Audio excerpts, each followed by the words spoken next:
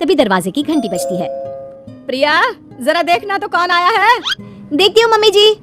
प्रिया दरवाजा खोलती है तो सामने पड़ोस वाली विमला आंटी खड़ी होती हैं। नमस्ते आंटी जी, कैसी हैं आप?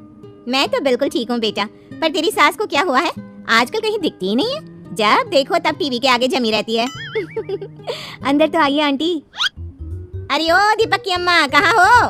अरे विमला, आओ आओ, क्या बात है, बड़े दिन बाद याद आई तुम्हें मेरी। मैं तो हमेशा ही तुम्हें याद करती हूँ, पर तुम ही गायब रहती हो, और आजकल तो बाहर भी नहीं आती जाती। तबीयत तो ठीक है ना तुम्हारी? अरे तबीयत को क्या होना है, इस उम्र में तो कुछ ना कुछ लगा ही रहता है।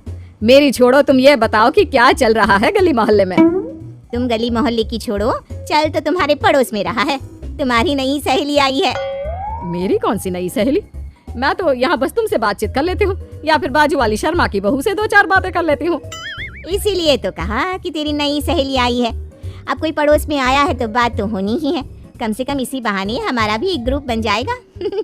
फिर सब मिलकर अपनी बहुओं की शिकायतें किया करेंगे। दोनों हंसने लगते हैं। तभी प्रिया चाय लेकर आती है और सामने टेबल पर रख देती है। दोनों चाय पीती हैं और बातें करते हैं।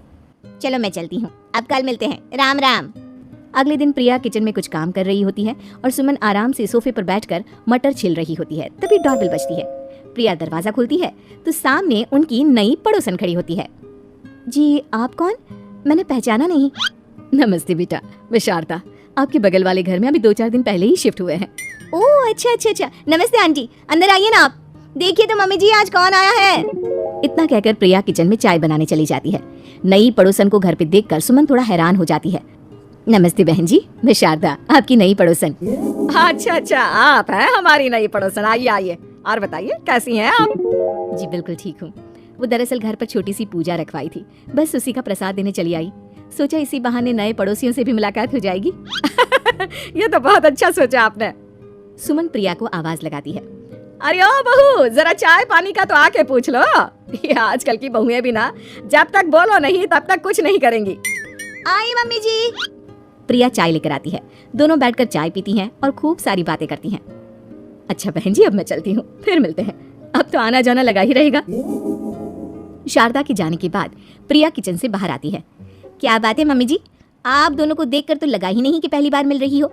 आप दोनों तो बिल्कुल बिछड़ी हुई सहेलियों की तरह बातें कर रही थी। अरे जब दो औरतें मिल जाती है ना, तो बातें अपने आप ही निकल आती है। अब तू अपने काम पर ध्यान दे, बातों पे नहीं। ऐसे ही कुछ दिन बीत जाते हैं। अब सुमन और शारदा अच्छी सहेलियां बन गई होती हैं। दोनों एक साथ मंदिर जाती, मार्केट जाती, और कभी कभी तो विमला भी इनके साथ मिलकर खूब हंसी ठिठोली करती। एक शाम तीनों बैठकर सुमन के घर पर चाय पी रही होती है कि तभी बहुत तेज बारिश शुरू हो जाती है। सुमन जोर से प्रिया को आवाज लगाती है। प्रिया, ओ प्रिया, देख कितनी तेज बारिश हो रही है, जाके छत से सारे कपड़े ले आ, नहीं तो सब भीग जाएंगे। सुमन 2 बार आवाज लगाती है, लेकिन प्रिया का कोई जवाब नहीं आता। शायद प्रिया कुछ काम कर रही है, इसीलिए कुछ जवाब नहीं दे रही। अरे काहे का काम, आराम फरमा रही होगी महारानी। तभी प्रिया बीमार हालत में अपने कमरे से बाहर निकलती है। हाँ मम्मी जी, क्या हुआ? मेरी तबीयत थोड़ी ठीक नहीं है ना, इसलिए आग लग गई। अरे सारे कपड़े भीग गए और तुझे सोने से फुर्सत नहीं है। सबके सामने सुमन के मुंह से ऐसी बातें सुनकर प्रिया उदास हो जाती है और छत से कपड़े उतारने चली जाती है। सुमन, ये क्या बात हुई? प्रिया ने बताया ना कि उसकी तबीयत ठीक नहीं, इसलिए उसकी आंख लग गई। तुम भी ना खामखा उसे सबके सामने सुना दिया।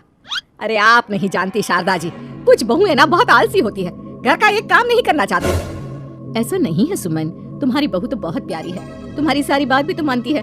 हाँ सुमन, तुम प्रिया के बारे में ऐसा क्यों सोचती हो? मेरी भी 2 बहुएं हैं, लेकिन मैं उन्हें अपनी बेटियों की तरह रखती हूँ। आखिर वो भी तो किसी की बेटियां ही है ना, और अगर तुम ऐसा ही व्यवहार करोगी तो एक दिन प्रिया भी तुम्हारे साथ ऐसा ही बर्ताव करेगी। शारदा और विमला की बातें सुनकर सुमन की तो बोलती बंद हो जाती है। वहीं प्रिया भी बाहर से सारी बातें सुन रही होती है। अरे मैं कोई उसकी दुश्मन थोड़ी ना हूँ, मैं भी उसकी माँ हूँ, लेकिन कभी कभी सास बनना पड़ता है, नहीं तो बहुएं हाथ से निकल जाती है। देखो सुमन, ये सब सोच का फर्क है। अगर तुम ये सोचोगी तो कभी प्रिया को अपनी बेटी नहीं बना पाओगी। इतना कहकर शारदा और विमला वहाँ से चली जाती हैं और सुमन अकेले बैठकर उनकी बातें सोचने लगती है। अगले दिन प्रिया और दीपक अपने कमरे में बैठकर बात कर रहे होते हैं और सुमन उनके कमरे के बाहर कुछ काम कर रही होती है और उन दोनों की बातें सुन लेती है।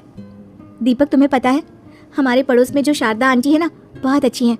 अच्छा, ऐसा क्या हो गया जो तुम्हें वो इतनी अच्छी लगने लग गई? कुछ खास नहीं, बस कल जब मम्मी जी मुझे सबके सामने सुना रही थी तो शारदा आंटी ने मेरा साथ दिया। मैं तो सच में हैरान ही रह गई थी जब उन्होंने मम्मी जी को मुझसे ऐसा बर्ताव करने के लिए मना किया। अच्छा, फिर क्या हुआ? होना क्या था, शारदा आंटी तो मम्मी जी को समझा ही रही थी कि बहू को भी बेटी की तरह ही रखना चाहिए, लेकिन मम्मी जी तो मम्मी जी है ना, उन्हें तो मुझ में हमेशा कमी ही दिखती है। काश मुझे भी शारदा आंटी जैसी सास मिली होती जो मुझे भी अपनी बेटी जैसी समझती। सुमन ये सब सुनकर बहुत उदास हो जाती है और वहां से चली जाती है। प्रिया की बातें सुमन के कानों में बार बार गूंज रही थी। उसे बहुत शर्मिंदगी महसूस हो रही थी कि उसने प्रिया के साथ बहुत गलत किया है। अगले दिन सुमन शारदा और विमला को बुलाती है। क्या बात है सुमन, आज तूने ऐसे अचानक क्यों बुलाया? सब ठीक तो है ना? हाँ, सब ठीक है, तुम दोनों बैठो तो सही। तब तक दीपक और उसके पापा भी आ जाते हैं। प्रिया, तुम भी आ जाओ। क्या हुआ मम्मी जी, आपने बुलाया? हाँ प्रिया बेटा, मैं आज सबके सामने तुमसे माफी मांगना चाहती हूँ। मैंने आज तक तुम्हारे साथ बहुत बुरा व्यवहार किया है, लेकिन तुमने कभी भी मेरे साथ बुरा बर्ताव नहीं किया। मुझे अपनी गलती का एहसास हो गया है, हो सके तो मुझे माफ कर देना। प्रिया अपनी सास की बातें सुनकर हैरान हो जाती है। उसकी आंखों में आंसू आ जाते हैं। प्लीज मम्मी जी, आप मुझसे माफी मत मांगिए, मैं भी आपकी बेटी ही हूँ। वैसे एक थैंक यू तो मेरी नई सहेली को भी बनता है, जिसकी वजह से मुझे मेरी गलती का एहसास हुआ। शारदा बहन, आपका बहुत बहुत शुक्रिया जो आपने मेरी आंखें खोल दी। अरे क्या सुमन,